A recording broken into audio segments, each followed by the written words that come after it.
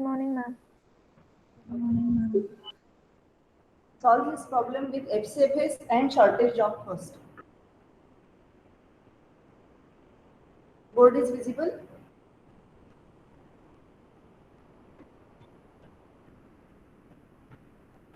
Yes, ma'am. Find out average turnaround time and average wait time.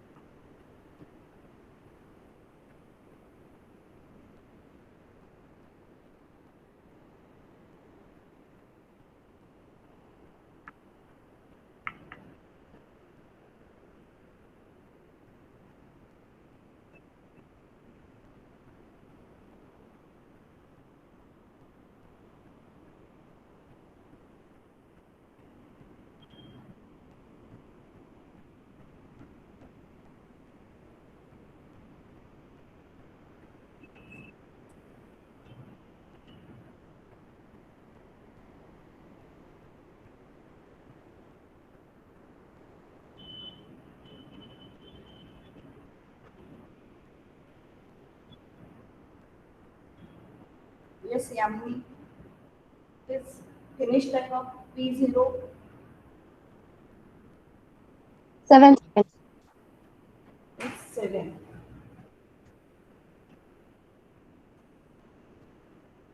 Hardiki. For P1, finish time of P1.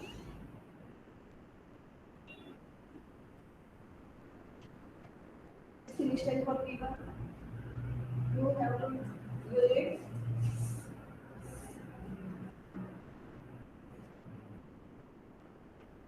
Which is this data structure?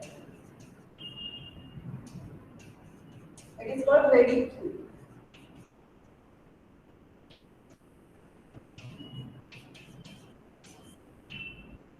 So P0 arrived at 0, so P0 is scheduled to the CPU. This is Gantt chart.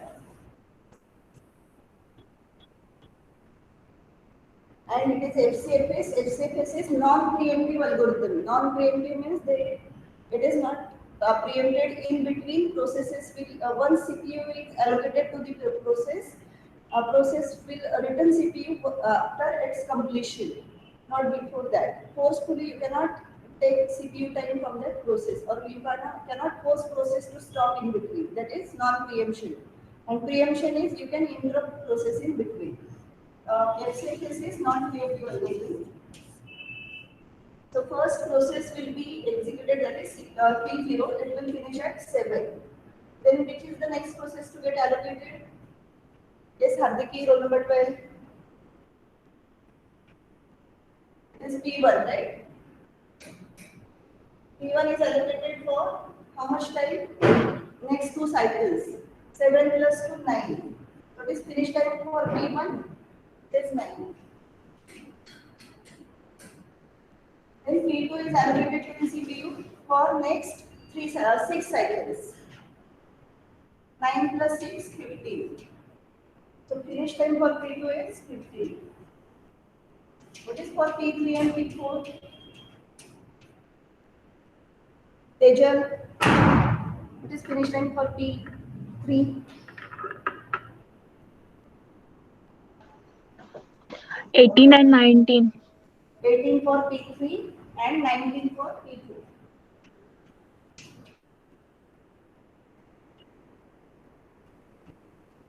How to calculate turnaround time? The equation to calculate turnaround time. Finish time minus arrival time. And what is meaning of turnaround time? The process is in till the life cycle of process or process is in different states, starting from its newborn to termination. It is called turnaround time. So it is finish time minus arrival time. For P0 it is 7, P1 9 minus 1, 8. For P2 15 minus 2, 30. P3 18 minus 3. And for P4 19 minus 4. And what is wait time? How to calculate wait time, Vaishnavi? Uh, Turnaround time minus burst time. Yes, wait time is turnaround time minus burst time. Turnaround time means total time that process is there in her life cycle, and burst time means time with the CPU, that was useful time. Other than that, process is in wait state, either in any queues or different states. So turnaround time minus burst time. And in case of arrival time, it is not given, or arrival time is 0 for all the processes. Finish time is equal to turnaround time. The turnaround time minus burst time for P0 wait time is 0. For P1 wait time is 6. 6. For P2 13 minus 7. this is 12. 14. calculate average wait time. 7.8. 7.8. 7.8 8. is with FCFS. Similarly, solid for shortest job first. What is average wait time for yesterday? 5.6. 5.6. 5.6. 5.6. It is 5.6.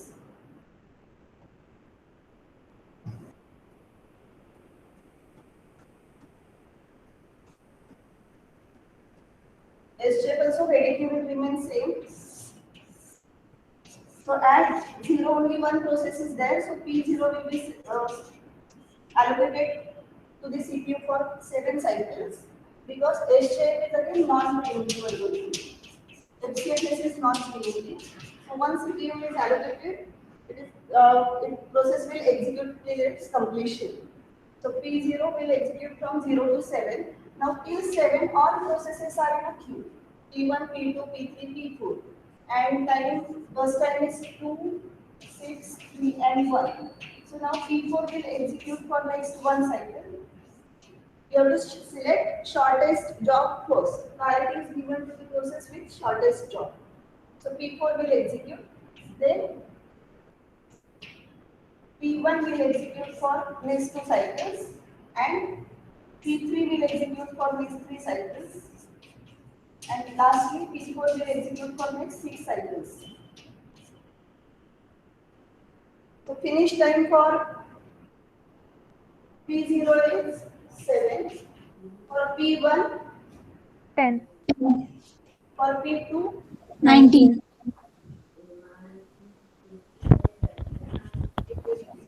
for P3, 13. 13. for P4. 8. 8. 8. Calculate turnaround time is 7. 7. 9. 9. 17. 17. 10. 10. 10. 10. 4. 4. 4. Wait time 0. 0. 7. 7. 11. 11. 7. 7. 7. 3. 3. 3. average wait time. 5.6. 5.6. It is 5.6. You can see the difference between wait time of FCFS and SJF. Now we are starting with another algorithm, which is preemptive algorithm. Next two algorithms are called preemptive algorithms. Shortest remaining time first. Let me share with you the PPTs. Ma'am, can you please show the board again? Okay, ma'am. Thank you.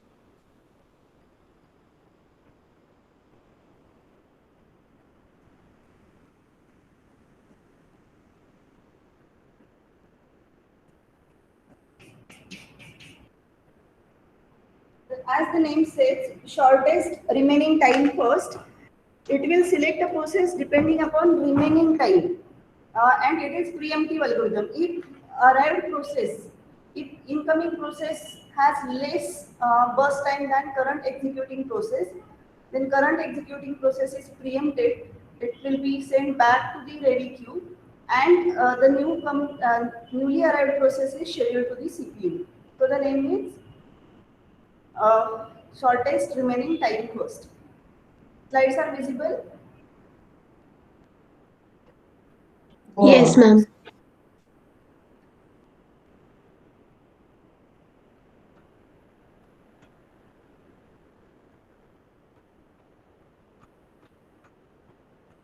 We'll solve the same problem instead of taking this problem. Option B. I'll solve the same problem with SRTF.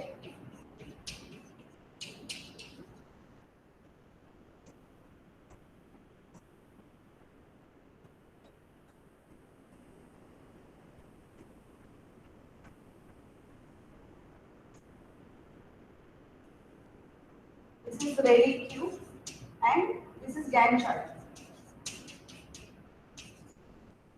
You need these two data structures, Gantt chart and ready queue.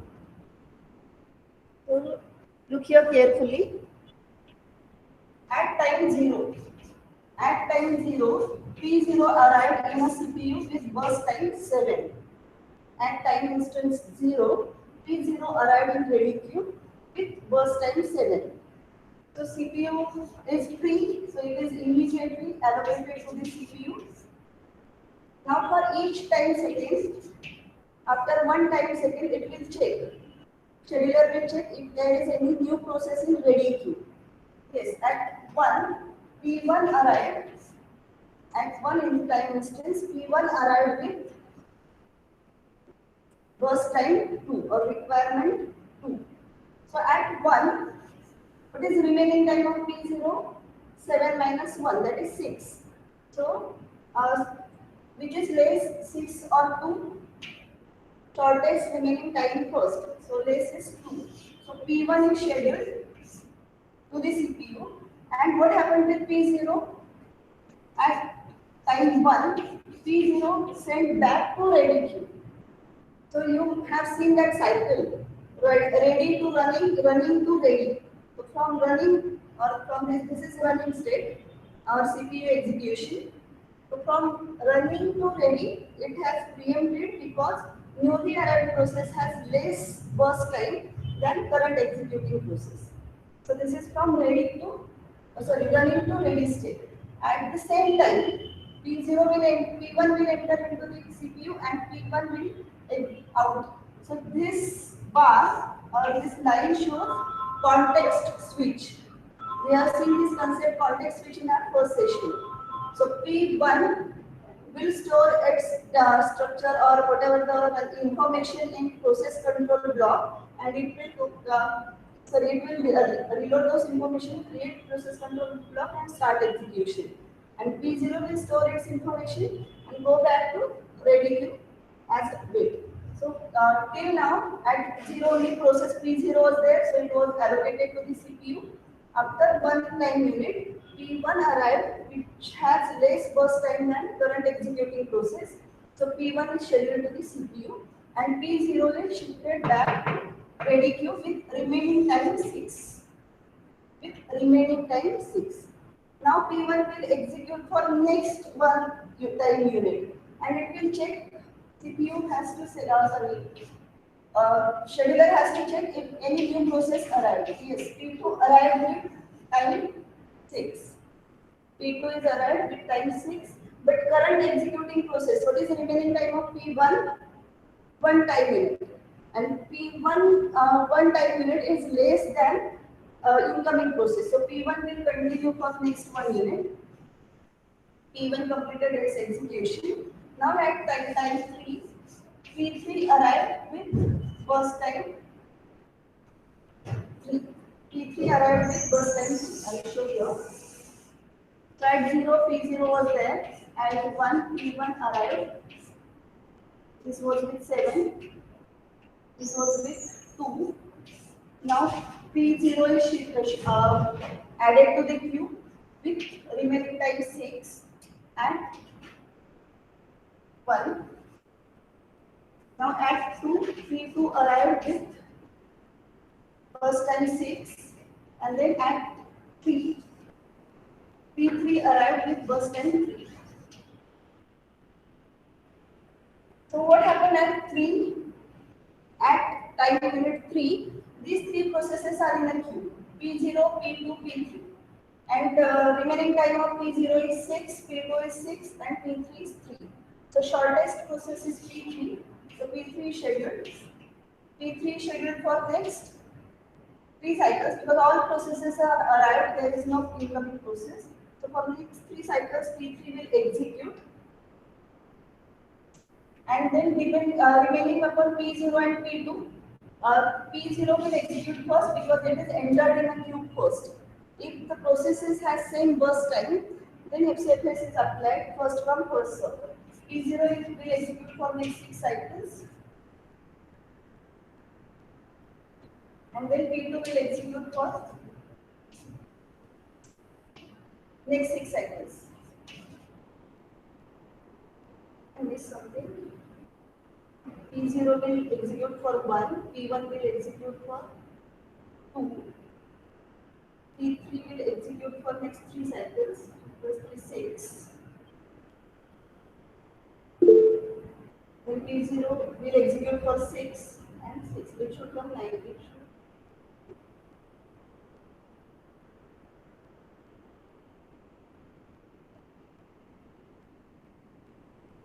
Why change the problem statement values? Ma'am, there is P4 also. Okay, there was P4. P4 came at 4.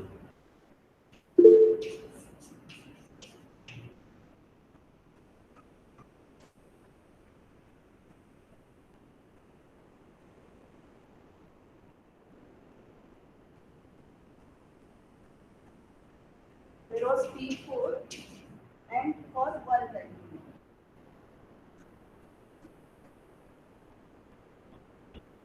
This part is feasible.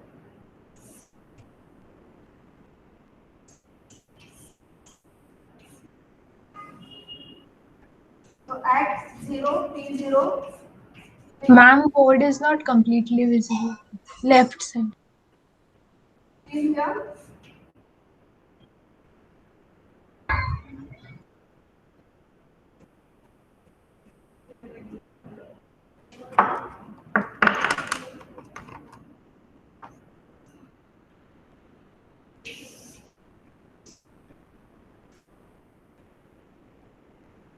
Ready queue is dynamic, it is growing dynamically. So we need a large ready queue and similarly Gantt chart. So at 0, P0 arrived with burst time 7 and it is scheduled to the CPU for 1 cycle.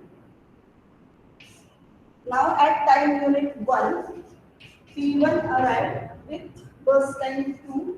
Its time is less than current executing process. So at 1, P1 is scheduled to the CPU and P0 will enter into the ready queue at 1 with remaining time 6. P1 will execute for next 1 cycle and at 2, for every time cycle, short-term scheduler has to check if there are any new process in a ready queue ready for execution with higher priority than current executing process. So at 2, P2 arrived with burst time 6. P2 arrived with burst time 6, but P1 remaining time of P1 is 1 and P2 is 6. So P1 will continue its execution for next 1 cycle. So P1 completes its execution. Now at time 3, P3 arrived with burst time 3. Now at time 3, P3 arrived with burst time 3. Now in ready queue there are 3 processes, P0, P2 and P3. Shortest process is P3. So P3 is allocated to the CPU for next 1 cycle. Now at 4, P4 arrived with bus time. At 4, P4 arrived with bus time 1. At 4 again, scheduler will check remaining time of P3 is 2. It has completed one cycle, so 3 minus 1, 2. 6, 6, 2, 1. Shortest time is for P4. So P4 will be scheduled for next one cycle. P4 completes its execution. Then out of 6, 6 and 2, again P3 will receive for next 2 cycles. When all the processes are arrived, and there is no need to check for every time cycle. Or you can check 6 plus 7. So it will continue for next 2 cycles. Then out of there are 2 processes in a queue with same priority or same burst time 6, 6. In that case, scheduler will pick up first process, first come, first serve. If priorities are same, then FCFS will be used. P0 will continue for next 6 cycles and P2 will continue for next 6 cycles.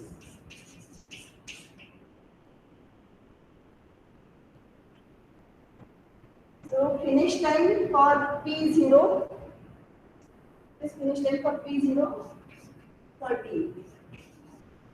Finish time for P1, finish time for P2 93, P3 7 and P4 it is 5. Calculate turnaround time and wait time. So it is similar to SJF. SJF is non-preemptive and SRTF is preemptive version of SJF. For every time unit, it has to check newly arrived process, what is the burst time, whether it is less than or greater than or equal to currently executing process. What will happen if newly arrived process has same time as that of current executing process?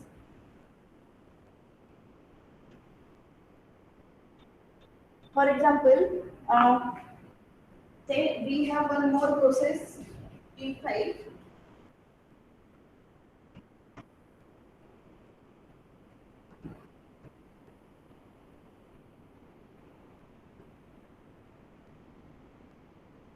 Or here, if value of this process is 2 instead of 1, what will happen? First time is 2. Then here after P3, P2 arrive with first time 2. So which process CPU will schedule? P4 or it will continue with P3? Continue with P3. That is the decision. It will continue with P3 because it has to reduce context. First come first serve. No need because it should be greater than, not equal to. If the incoming process burst time is greater than remaining time, you have to calculate remaining time, then only switch will take place. Otherwise, the CPU will continue with regular or the process in execution. What is average wait time? 3.6. It is 3.6. 3.6. 3.6.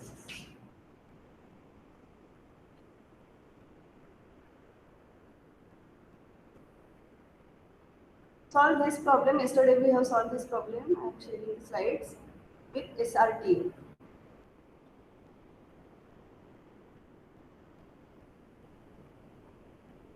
Idea is for every time unit you have to check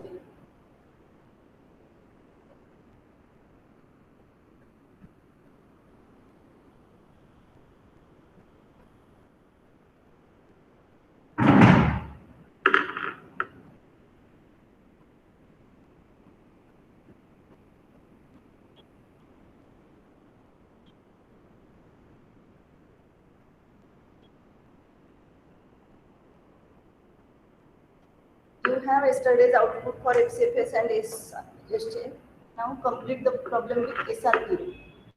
4 processes, It bus time 7414.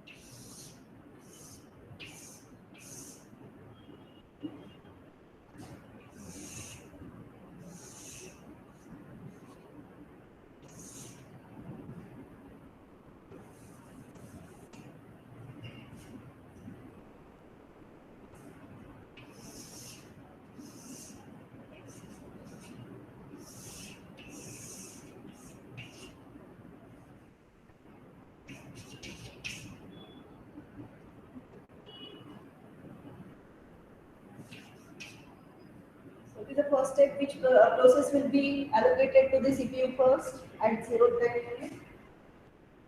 P0. For one cycle. Then it will check whether new process arrived. No. Then P0 will continue for next two cycles till 2. At time unit 2, P1 arrived with bus time 4. And what is remaining time of P0? 5. 5. 5. 7 times 2, that is 5. So 4 is less than 5. So P1 will be allocated to the CPU. And P0, note that you have to push the preempted process back in ready queue at the same time. So at time unit 2, two things happened. P1 arrived, it is scheduled to the CPU, and P0 is preempted and it is saved in ready queue with remaining time 5.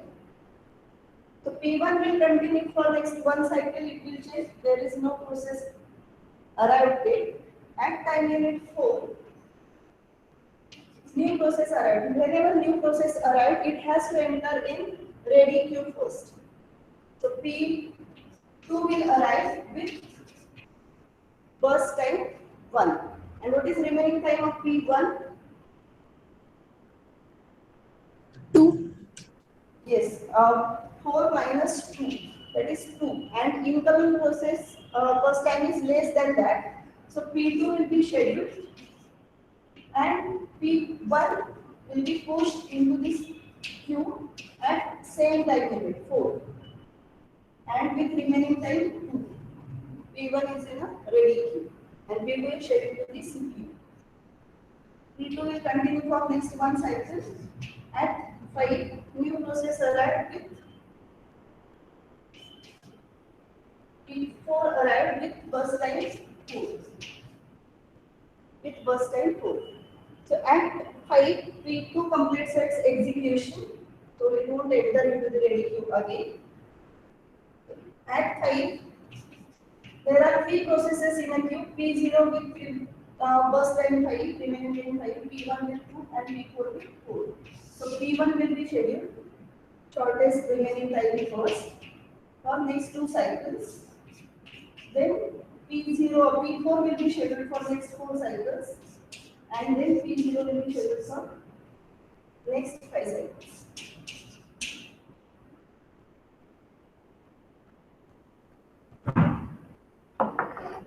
Is it clear? Shortest remaining time first. So SRTF, P1 is preempted at time unit 2 and P2 is allocated to the CPU. P2 will be preempted at time unit 4 and P3 will be allocated to the CPU. At 5, P2 will execute for next 2 cycles, then P4 and then P1. So if you calculate, average wait time is 3 and in previous case it was 4 in case of SJF. And you calculated in terms of FCFS, it was 4.75, I think. No? Average wait time.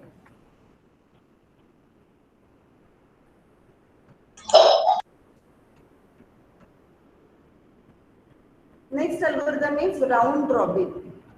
Ma'am, Yes. ma'am, where is P0 in the given table? Oh, sorry. It is P1. P1, P2. No.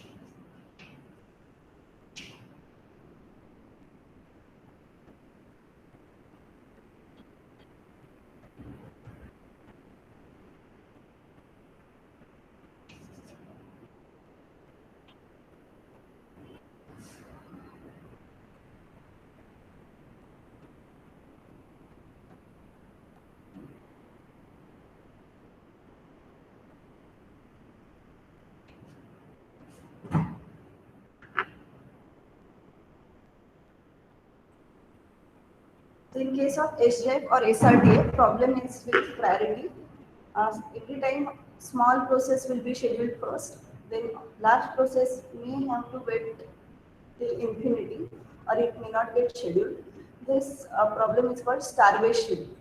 Starvation means low priority processes may never execute. Low priority means having higher burst time. The solution for this problem is called aging. Aging means as the time pass or for in every cycle, you have to increase this priority of a process. As time progresses, increase priority of a process so that it may get scheduled in definite time. Next algorithm is called round robin. It is mainly used for time sharing operating systems. In case of round robin is also preemptive algorithm. Each process gets a small unit of CPU time, that is time quantum. It can be in milliseconds, for example, in 10 to 100 milliseconds. And after this time has elapsed, the process is preempted and added to the end of ready queue. So like SRTF, whenever the time of that process, allocated time for that process gets finished, it is removed from the CPU and inserted into the ready queue at the end of ready queue. If there are n processes, for example, here we have 4, in previous example we had 5 processes in a ready queue, and the time quantum we have given q, time for each process to get executed, fixed time we have to give, that is time quantum. So each process will get 1/n of the CPU time in chunks of almost q time units at once. No process wait other more than n minus 1 q. Now what is n? N is number of processes. If q is large, it will act as first come first serve, and if q is small, it will increase number of context switches, and which is a overhead to operating system. Now we'll solve the same problem, this one, with time quantum. We'll solve the same problem with time quantum.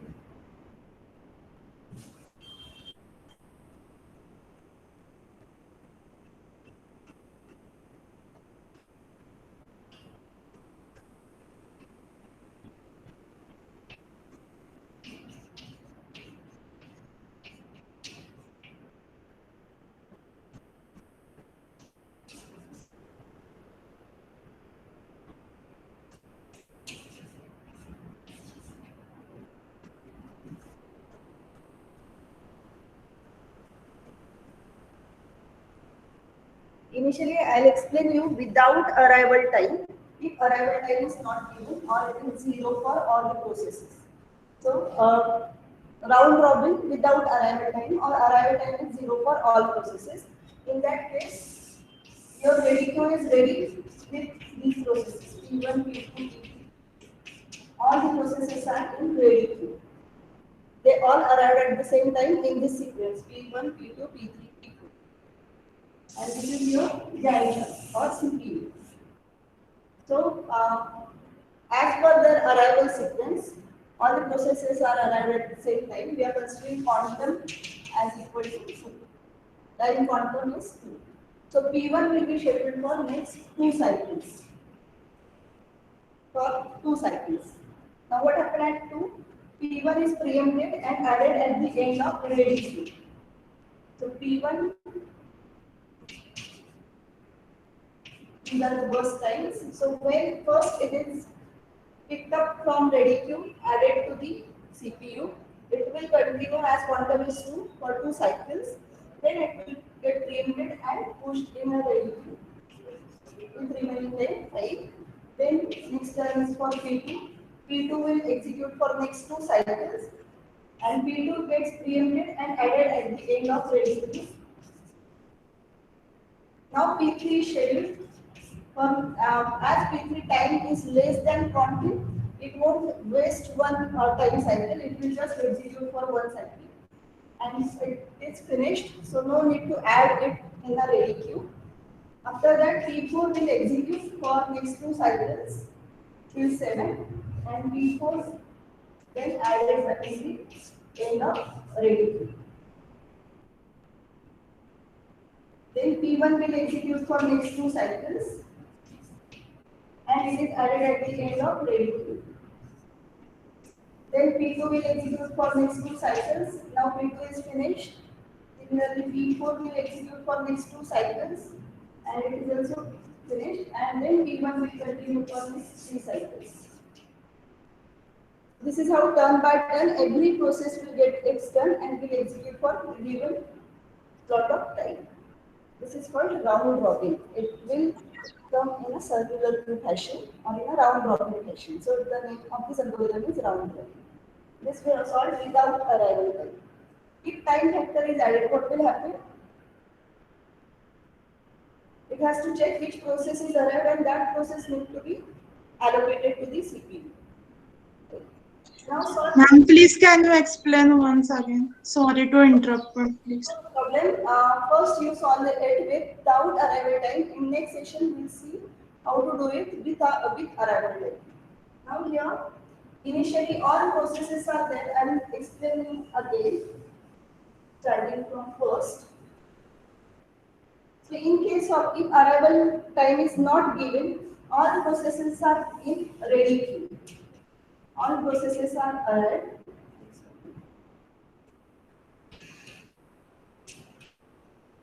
All processes are there in ready queue. Here arrival time factor is not there as it is not given, suppose. And then this is your CPU execution. So processes are allocated to the CPU in first come first serve fashion. So P1 will be allocated to the CPU for 2 cycles. Why 2? Because we have considered time quantum 2. Now what happens if it finished with its quantum or allocated time? It has to remove from CPU and should be added at the end of ready queue, not in between. It should go at the end of queue. Then P2 will be allocated for next 2 cycles. It will be easy if you write CPU burst time here itself. So when it is added back to the ready queue, its remaining time is 5. Now this is the turn for P2. P2 is removed from ready queue, added to the CPU for next 2 cycles. But P2 is not yet finished. Remaining time is 2. So P2 has to be added into this ready queue at the end of ready queue for remaining time is 2. And this will continue. Then P3 will be allocated to the CPU for 1 cycle because its first time is 1. And P3 completed execution, so no need to add it back to the ready queue again. Then P4 is scheduled for next 2 cycles. And after 2 cycles, it is preempted and added at the end of ready queue. You can show time here. At 0, P1 was ready, so it was removed and allocated to the CPU.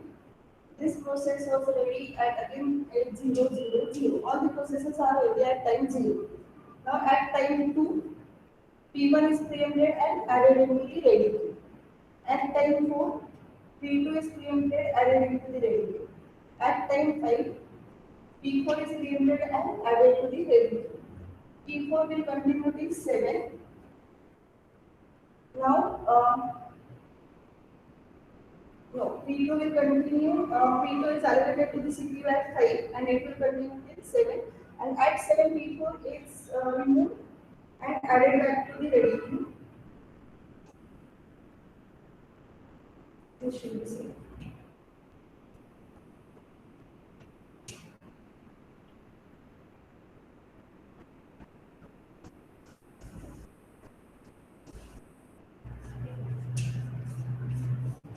All the processes were there in a queue at time 0.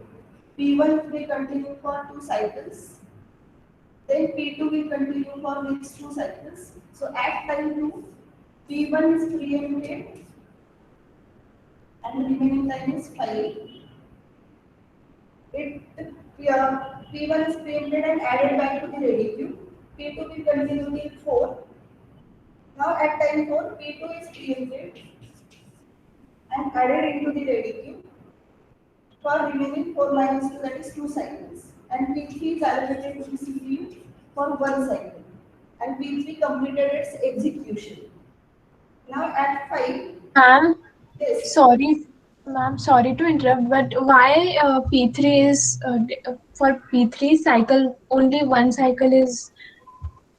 yeah, if the the burst time is less than quantum, then it will execute only for that quantum. It won't execute for the time quantum, or it won't waste CPU cycle. Our ready Okay, ma'am. smart P3 require only 1 cycle, so it will complete the execution and return the CPU is a resource. Return that resource to the scheduler, and then scheduler schedules the next incoming process, that is P4 for 2 cycles. And P4 is preempted at 7 and added into the ready queue for last 2 cycles. Then P1 will continue for next 2 cycles. Remaining time is 5. So it will continue for next 2 cycles, that is up to 9. And then it is preempted and added at the end for remaining 3 cycles. P2 will continue for next 2 cycles and complete its execution. Similarly, P4 will finish its execution and then P1 will continue for whatever the remaining cycles are. So round robin takes place. You try to solve the previous example, IO processes with round robin. Consider time quantum 2. Or you can try the same example with time quantum 1 as a homework. In next session, we will see round robin with arrival time. Password for today's attendance is SRTF, all caps. Shortest remaining time first.